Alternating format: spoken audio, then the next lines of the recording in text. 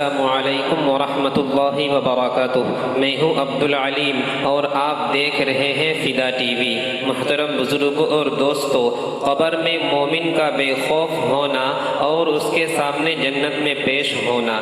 حضرت ابو ہریرہ رضی اللہ تعالی عنہ فرماتے ہیں کہ رسول اللہ صلی اللہ تعالی علیہ وسلم نے ارشاد فرمایا کہ بلا شبہ مردہ اپنی قبر میں پہنچ کر بے خوف اور با اطمینان بیٹھتا ہے۔ پھر اس سے سوال کیا جاتا ہے کہ تو دنیا میں کس دین میں تھا؟ وہ جواب دیتا ہے کہ میں اسلام میں تھا۔ پھر اس سے سوال ہوتا ہے کہ تیرے عقیدے میں یہ کون ہے جو تمہاری طرف بھیجے گئے؟ وہ جواب دیتا ہے کہ وہ محمد الرسول اللہ صلی اللہ تعالی علیہ وسلم ہے جو ہمارے پاس اللہ کے پاس سے کھلے کھلے معجزے لے کر آئے، سو ہم نے ان کی تصدیق کی۔ پھر اس سے پوچھا جاتا ہے کہ کیا تو نے اللہ کو دیکھا ہے؟ وہ جواب دیتا ہے کہ دنیا میں کوئی آدمی اللہ کو نہیں دیکھ سکتا، پھر میں کیسے دیکھ لیتا؟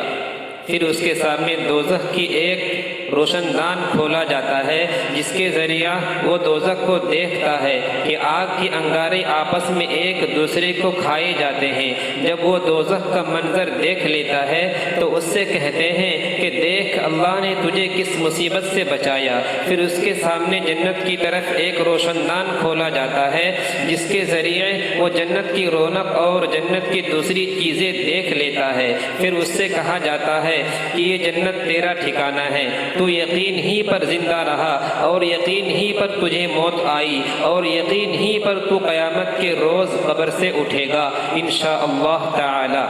پھر فرمایا کہ نافرمان آدمی خوف زدہ اور گھبرایا ہوا اپنی قبر میں بیٹھتا ہے۔